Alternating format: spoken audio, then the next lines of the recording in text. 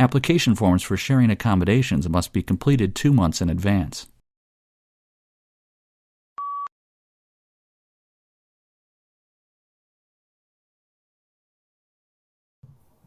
Hello, mic check, mic check.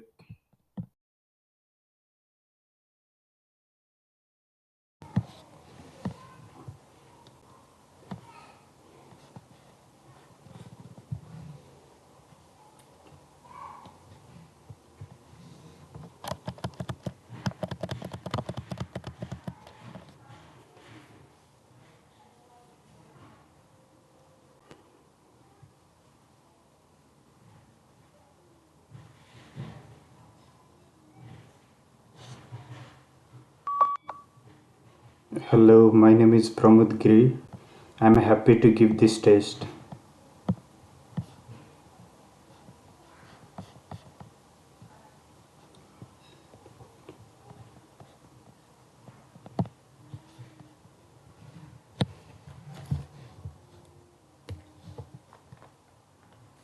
Breaking habits is very difficult. The easiest way is to control your environment so that you do not encounter the cue which triggers your habit. It is difficult to break any habit even when you are motivated to do so. If you are ambivalent about breaking it, then you will be less likely to succeed. Ambivalent. If you are ambivalent, breaking habits is very difficult. The easiest way is to control your environment so that you do not encounter the cue which triggers your habit. It is difficult to break any habit even when you are motivated to do so. If you are not ambivalent about breaking it, then you will be less likely to succeed.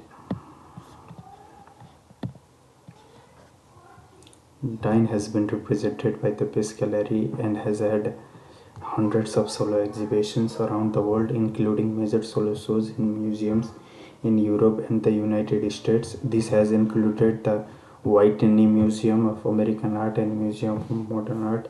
His work can be found in numerous other public collections throughout the world.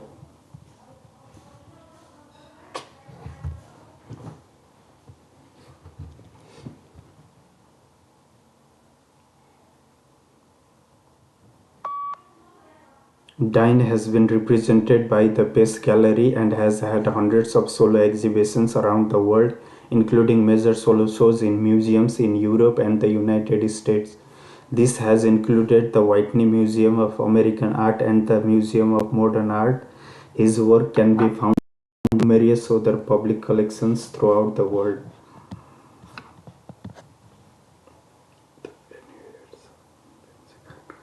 There's a barrier between the area. In simple words of it's a formation or structure that is above the ground and is generally vertical with the intention of protecting from threatening danger from outside the fence.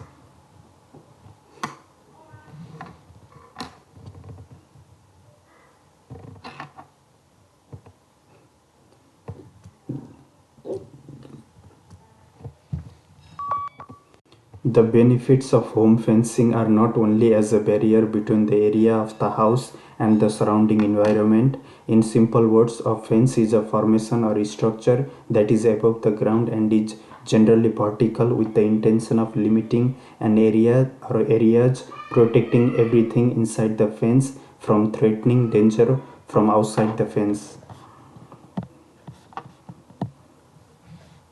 Thomas Edison used his assist to conduct chemical experiments in a small laboratory.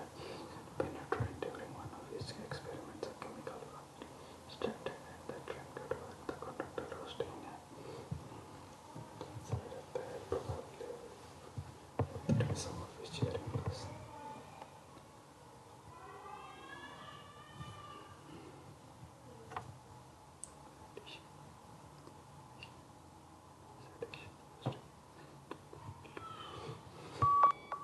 Thomas Edison used his access to the railroad to conduct chemical experiments in a small laboratory he set up in a train. During one of his experiments, a chemical fire started and the train caught fire. The conductor rushed in and struck Edison on the side of the head, probably furthering some of his hearing loss.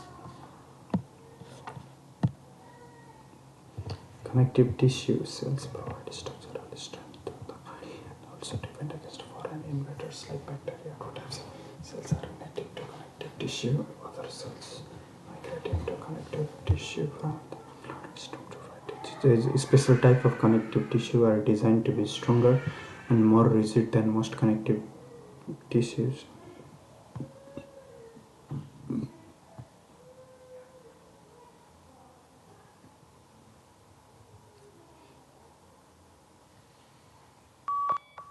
Connective tissue cells provide structural strength to the body and also defend against foreign invaders like bacteria. Two types of cells are native to connective tissue. Other cells migrate into connective tissue from the bloodstream to fight diseases. Special types of connective tissue are designed to be stronger and more rigid than most connective tissues.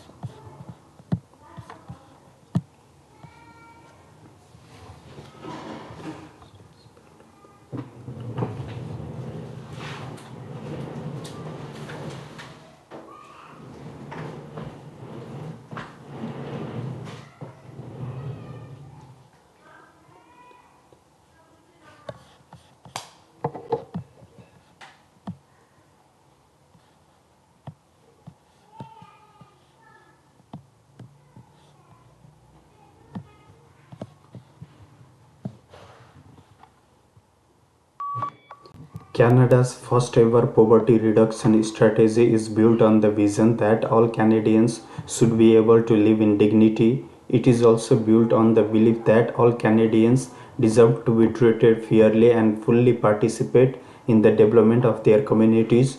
To be effective, that strategy must have transparent indicators, clear targets, and tangible actions.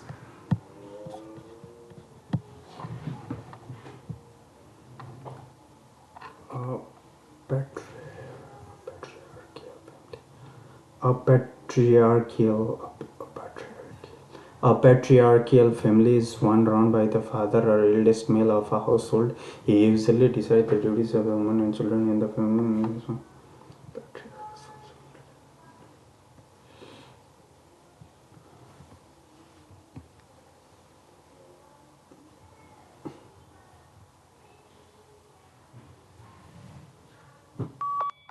A patriarchal family is one run by the father or eldest male of a household. He usually decides the duties of women and children in the family. In this role, the patriarch solves family disputes and divides the family's wealth. The patriarch is also the spiritual leader of the family because he is thought to be the closest to the spirits of the family's ancestors.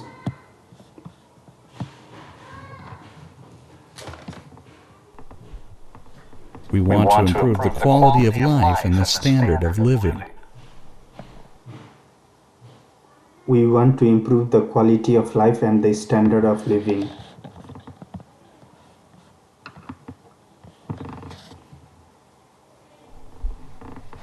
Many patients are not getting the medical treatment that they need.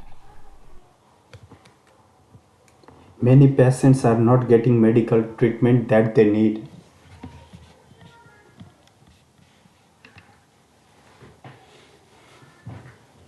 The new building will be located in the center of the town. The new building will be located in the center of the town.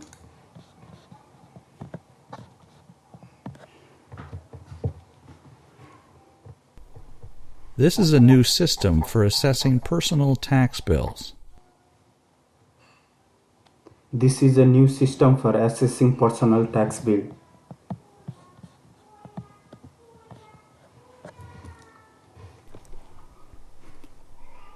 The final 2 sessions will take place on Sunday morning. The final 2 sessions will take place on Sunday morning.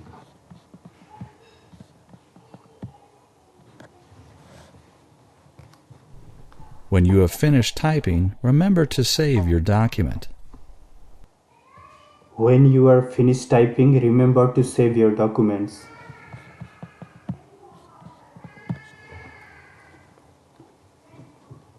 The company is expected to triple their profits next year. The company is expected to triple their profit next year.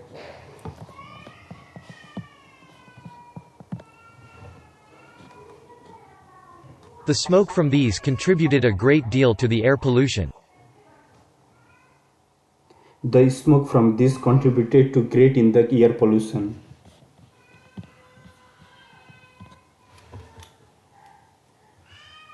He is firmly convinced that it is important to finish his homework in time.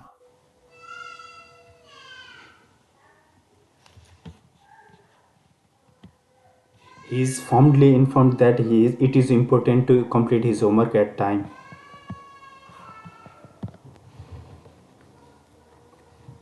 The mismatch between the intended and reported uses of the instrument has become clear. The mismatch between intended users has been clear.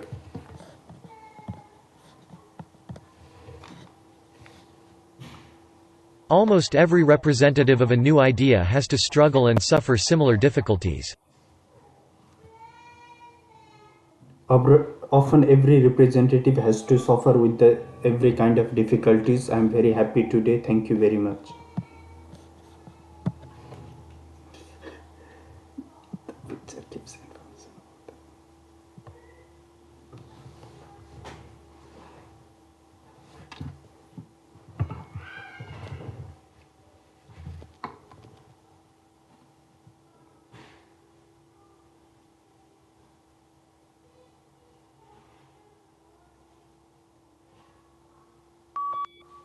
The picture gives information about school enrollment rates in Brazil. I can see 2010 to 2023. I can see primary, secondary and high school. I can see blue line, green line and red line. I can see 50, 60 and 70. I can see 2000, 2012 and 2014. Some elements are maximum and others are minimum. To conclude, the picture is very informative.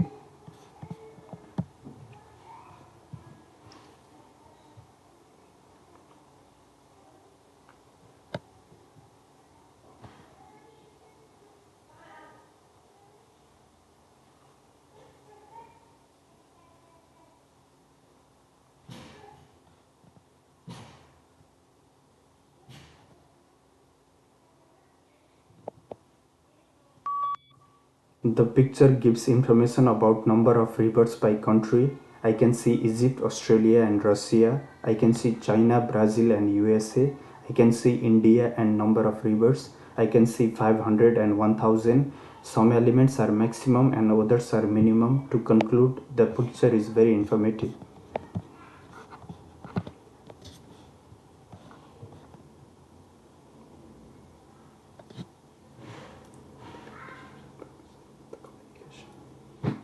I can see one man, I can see two men, I can see handshake, I can see smile, I can see green ground.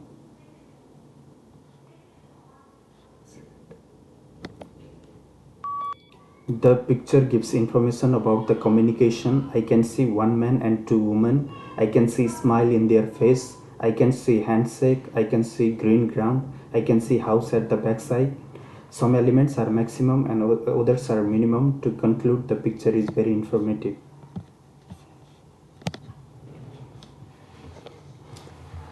A lot of people can't get used to the short days or longer nights during the winter months. There's a lot of theories as to why that occurs. One of the theory is that we became desynchronized with the light-dark patterns because we don't get enough light during the day. So some people can't really adapt to that. So they start having feelings like depression, withdrawal, carbohydrate craving, weight gain. And that typically goes away during the summer months. So that's really what characterizes what we call seasonal affective disorder, known as winter blues. I think there are huge individual differences, but we know of studies where it appears that maybe 20 minutes of daily dosage of strong light is enough. And then we're talking about a light that resembles daylight or an outdoor exposure. And this light dosage should be presented during morning hours. There's a couple of things that can be done. Well, first of all, obviously go outdoors during the day. If you can, spend 1 to 2 hours outside. If you can't do that, sit by a window, but don't sit against the window. Sit facing the window because that's where you want to get the light. You wanted the light at the eye. And the third option is increase the amount of light that you have around you. So if you're going to sit at a desk and work from home, add table lamps, add lamps around your computer screen, add something that would increase that amount of light at the eye.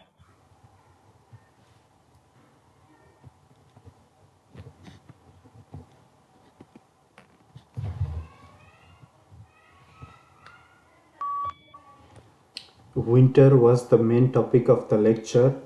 He told about short days, longer night, and winter month. She mentioned light, feelings, and depression. She mentioned weight gain disorder, winter blues, individual, and 20 minutes. She mentioned outdoor morning hours and spent. She mentioned window eye, work from home, and table. She also mentioned computer. To conclude, the lecture was very informative.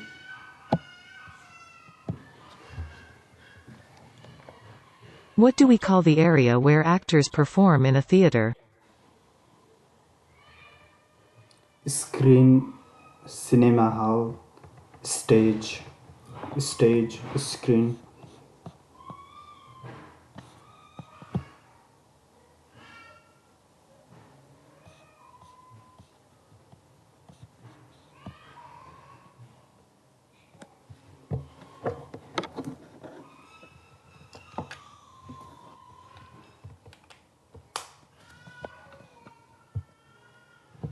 What do we call a doctor who specializes in heart diseases?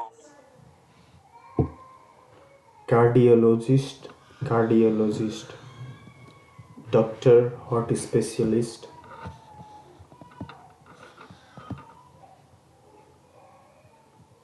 What do we call a company that pays the cost of an event in order to advertise? Digital marketing, advertise company,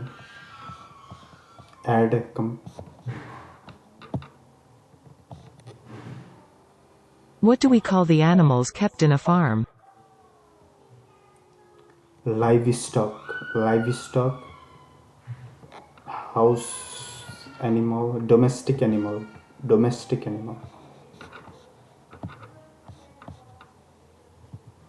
How do we describe a person who is unable to speak? Dumb, mute, speechless person, dumb.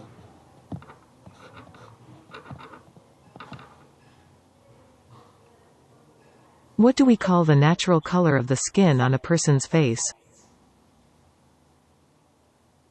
White, brown, black, skin, white, brown, black.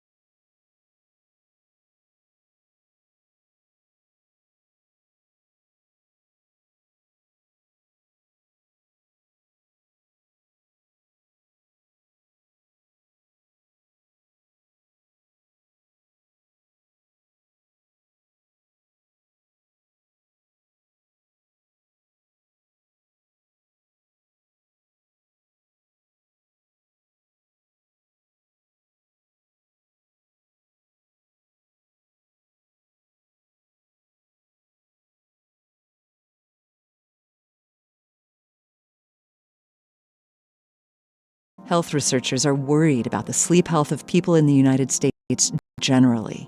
More than 1 in 3 U.S. adults sleep fewer than 7 hours per night, the minimum recommended by the American Academy of Sleep Medicine. In 2020, a group of health researchers published a review summarizing data from many studies showing a relationship between wealth inequality and racial inequality and sleep problems in United States residents. Data published by the Centers for Disease Control and Prevention shows that people with lower income and racial and ethnic minorities get less sleep. More than 33% of those living in households with incomes below the poverty level chronically get fewer than 7 hours of sleep per night. This sleep gap is due to a complex system of disadvantages. People who work multiple jobs are 61% more likely to sleep fewer than 6 hours on a weeknight because of the time spent at work and commuting between jobs. High housing prices in urban centers push lower-income people farther out from those centers, forcing them to spend more time commuting to work. The stresses of food insecurity, discrimination, and unfavorable neighborhood characteristics play a role too. The researchers argue that sleep health is not simply a matter of individual choice, but involves multiple levels of influence, from interpersonal factors to community influences to the broader society.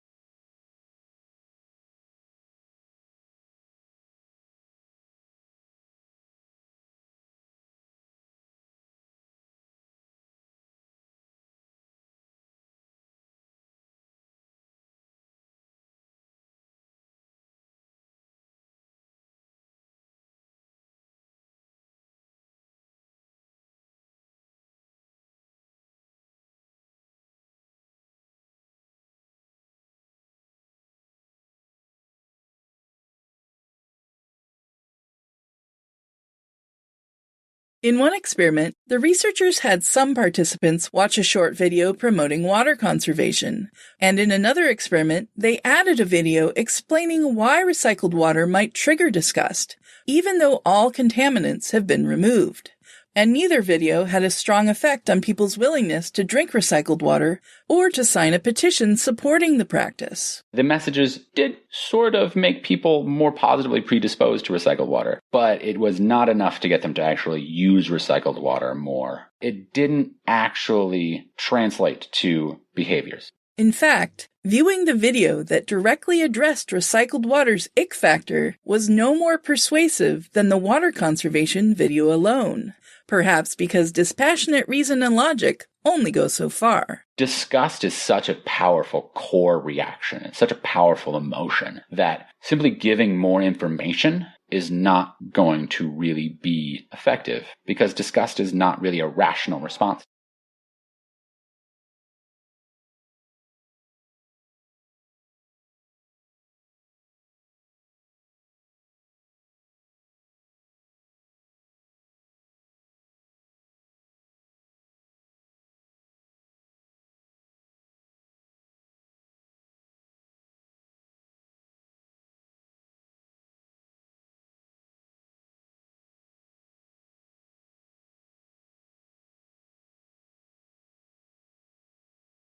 Postmodernism is, broadly speaking, a reaction against the movement or the period, or perhaps simply the values and beliefs of modernism. Most people, even those who seem to know what it is or was about, tend to define it in negative terms by telling us what it isn't or doesn't do. Initially, the term had a fairly limited application and referred to a new anti-modernist style of architecture. But it spread like a virus to include almost all aspects of contemporary culture. One thing we can be sure about is that it wanted to get rid of what were called the grand narratives by which we explained how the world and history got us from the past to the present. Another feature of postmodernism is its belief that truth and reality are human-centred and internal. That is, the primary source of truth in the present age is the self. This, I believe, has now all passed and been thrown in the rubbish bin of history. Yet it is difficult to know whether the age of information technology confirms the passing of postmodernism or is a consequence of it.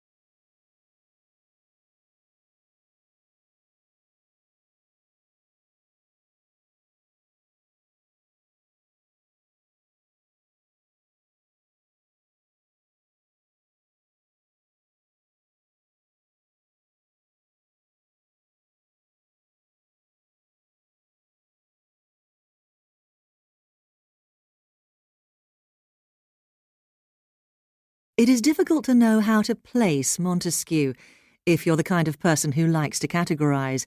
Historian, political philosopher, sociologist, jurist, or, if you think the Persian letters a novel, a novelist. He was all these things. Perhaps, as some have, he could be placed among that almost extinct species, the man of letters.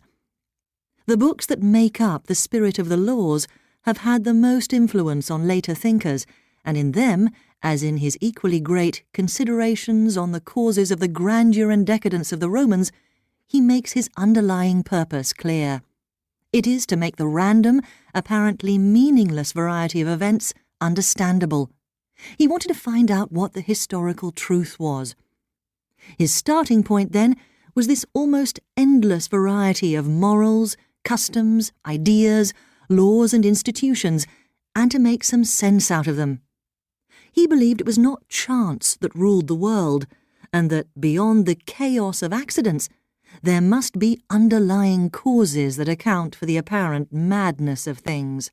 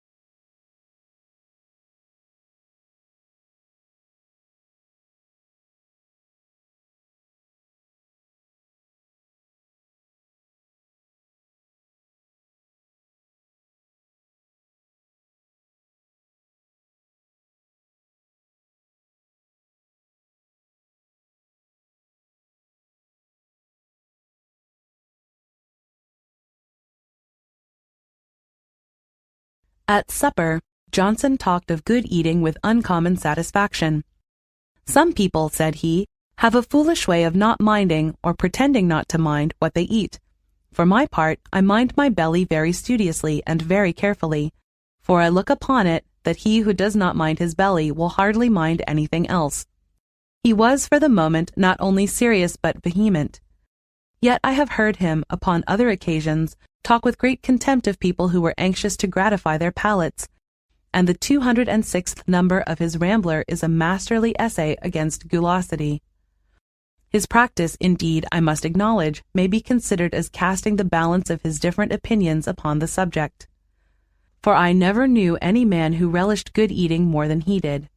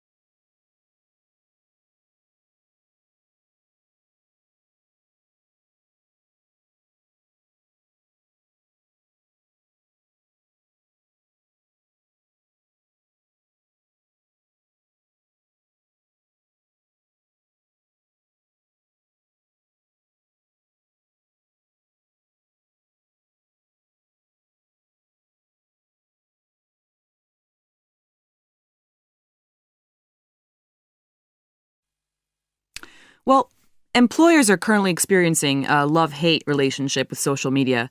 Some are using it to their advantage. They're reaching more customers, increasing sales, and improving their brand image through social networking sites. They're also using them for recruitment. On the other hand, many employers continue to see the bad side of social media and believe that it poses a threat to their business. Negative comments online can damage a brand, and employers also worry that employees might spend too much time online during working hours, stopping them from working effectively and completing all their tasks. But this problem provides employers with an opportunity. Employees who spend a lot of time on social networking sites do it because they're bored. They don't feel challenged and want to fill their time. This suggests that employers should take a more active role in providing development opportunities for their staff and setting new goals. This way, they can benefit from the advantages of social media without experiencing the difficulties.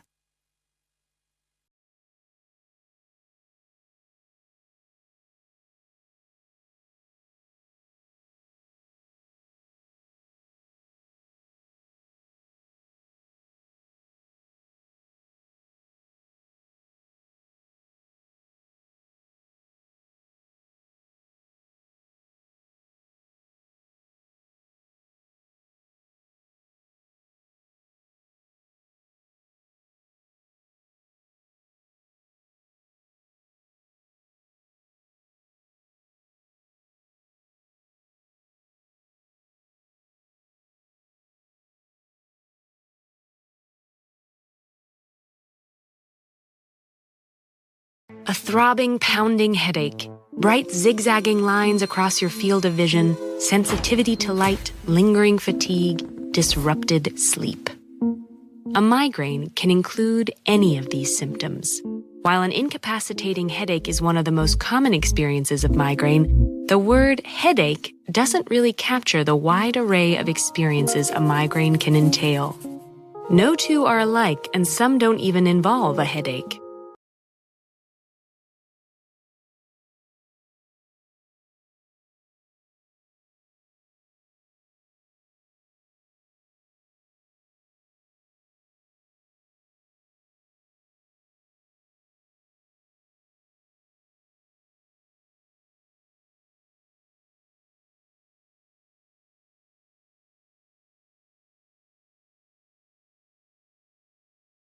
The computerized workplace can be hazardous to your health if you don't take preventative measures.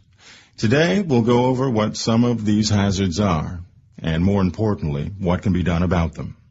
One major complaint, maybe the biggest complaint, of people who spend time at the computer is eye strain. To help ease the strain on the eyes, the computer screen should be about 2 feet from your eyes. The entire screen should be in focus. The brightness and contrast should be adjusted for best readability. A good way to relieve eye strain is to look away from the screen frequently. Focus your eyes on objects that are far away, like something outside, the building across the street or the tree in the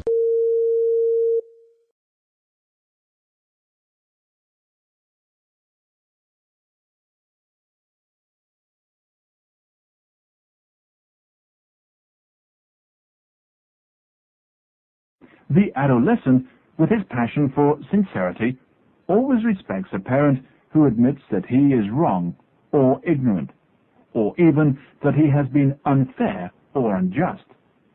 What the child cannot forgive is the parent's refusal to admit these charges if the child knows them to be true. Victorian parents believed that they kept their dignity by retreating behind an unreasoning authoritarian attitude. In fact, they did nothing of the kind, but children were then too cowed to let them know how they really felt. Today, we tend to go to the other extreme. But on the whole, this is a healthier attitude both for the child and the parent. It is always wiser and safer to face up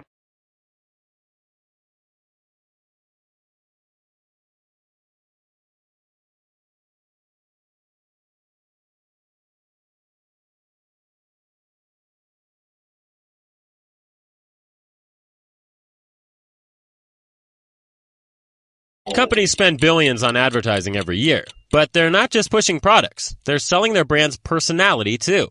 Think Red Bull. What comes to mind? Most people say things like speed, power, hyper, extreme. Well, a pair of scientists wanted to see if the energy drink's alleged qualities would influence people's performance in a race car video game without sipping Red Bull. So they had 70 volunteers race cars with identical specs but different paint jobs. 4 with the logo and colors of a drink, Guinness, Tropicana, Coca-Cola, or Red Bull, and 1 car just plain green. The drivers clocked similar times with most of the cars, but behind the wheel of the Red Bull car, they actually drove more aggressively, scoring either incredibly fast race times or their slowest, by driving recklessly and crashing. The study appears in the Journal of Consumer Psychology.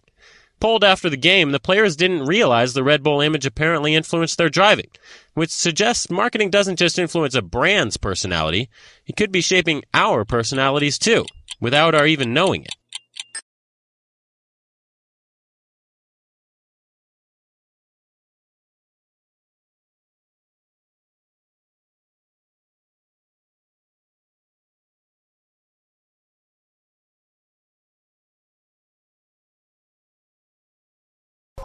Those clever little monkeys are on strike again, and I don't mean the Writers Guild. No, I'm talking about the tufted capuchin monkeys at the Yerkes Primate Research Center.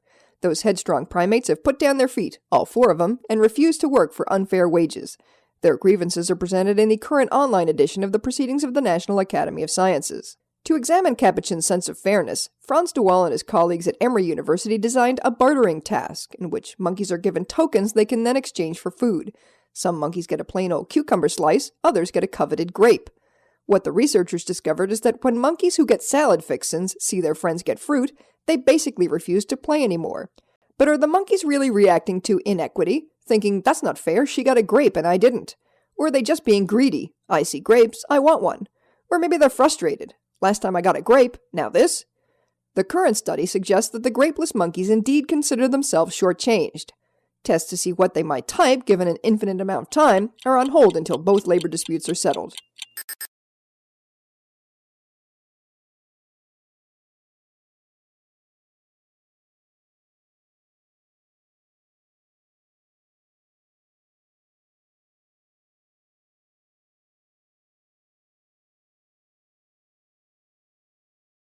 The Great Pacific Garbage Patch may be the most infamous of the world's floating trash dumps, but it's far from the only one. There's plastic trash littering the Bay of Bengal, the Mediterranean Sea, the coast of Indonesia, all 5 subtropical gyres, coastal regions, enclosed bays, seas, and gulfs.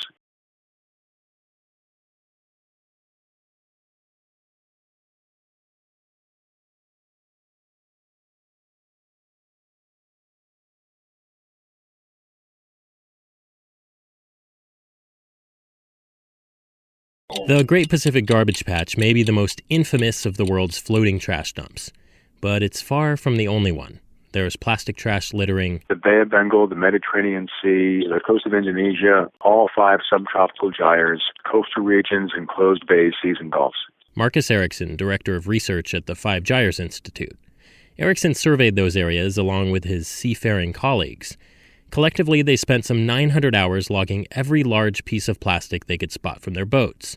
And they trawled for plastic nearly 700 times along the way, picking through their nets and cataloging the debris. I find the necks of bottles. I find fragments of toothbrushes and combs, action figure parts, army men. I find a lot of army men. The researchers plugged that trash census data into ocean models, which simulate the circulation of the world's waters. Based on the densities of trash the researchers found, the models predicted some 5.25 trillion particles of plastic may be floating out there, adding up to about 269,000 tons. And more than 90% of those pieces may be smaller than a grain of rice. The study appears in the journal PLOS ONE. So what happens to all that plastic? The ocean's going to take it, blast it to smithereens. It's going to cycle it through marine organisms and then sink it to the seafloor. That's the ultimate life cycle, I believe, for plastics. We're like constantly, sprinkling fish food on the entire ocean surface. The solution, Marcus says, isn't some fleet of seafaring garbage trucks. It's keeping our trash to ourselves, which would be a real sea change in behavior.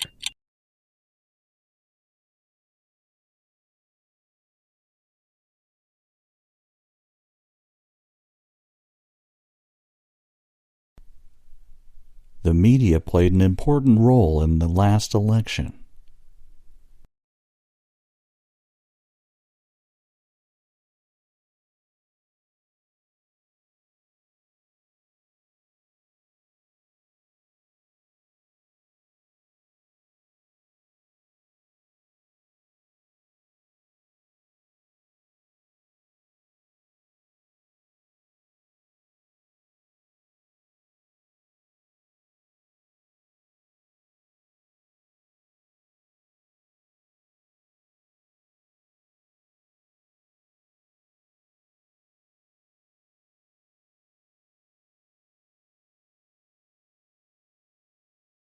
This lecture will be of special interest to history students.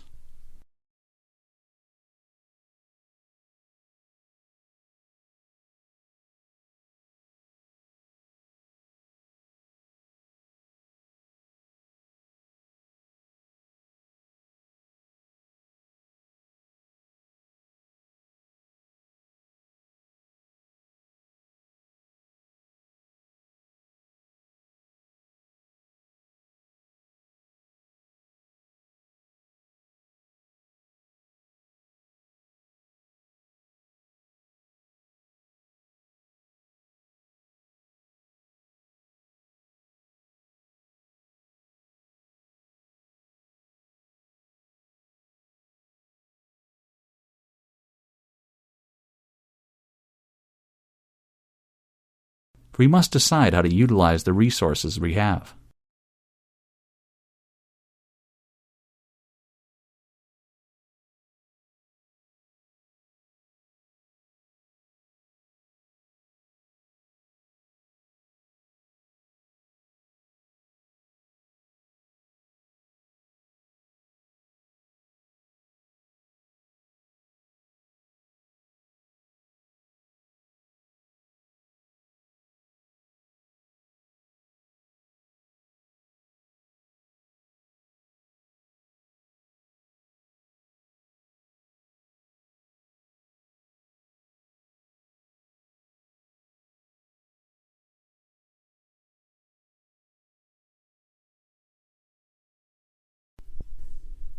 Graduate studies in landscape architecture attract a broad range of people.